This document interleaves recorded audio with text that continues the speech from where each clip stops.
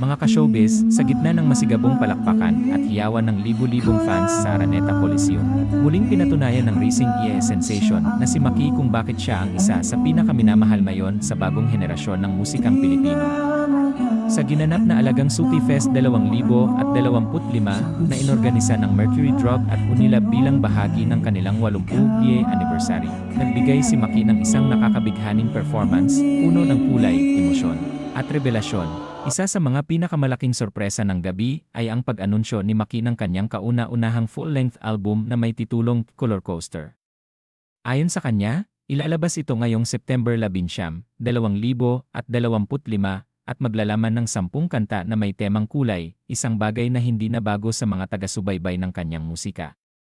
Matatanda ang sumikat siya sa mga kantang may pamagat na Dilaw, Namumula, Bughaw, at Kahel na Langit, mga kantang literal at metaphorical na nagpapakita ng emosyon sa anyo ng mga kulay. May lalabas po akong album. Tungkol sa kulay, anya sa gitna ng napakalakas na sigawan ng fans. At hindi ito hype lang, may 5.8 million monthly Spotify listeners si Maki, at ang kanyang kantang Dilaw ay nakapagtala na ng mahigit 266 million streams. Nagbukas siya ng performance gamit ang Namumula, kasunod ang heartfelt na Bughaw, kung saan ibinahagi niya na pangarap talaga niyang magkaroon ng concert sa Araneta. Ang laki ng Araneta. Sana mag-solo, concert din ako rito, sambit niya na may halong kaba at tuwa. Isang emosyonal na sandali naman ang dumating nang kantahin niya ang Ikailan. Isang kanta para sa mga taong iniwan at hindi na minahal.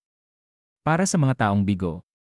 Nagising na lang siya isang araw na hindi na siya mahal, emosyonal na ibinahagi ni Maki. Habang ramdam sa boses niya ang bigat ng damdamin, hindi rin pinalampas ni Maki ang pagkakataong iparating ang mensahe ng kanyang kantang Kahel na Langit.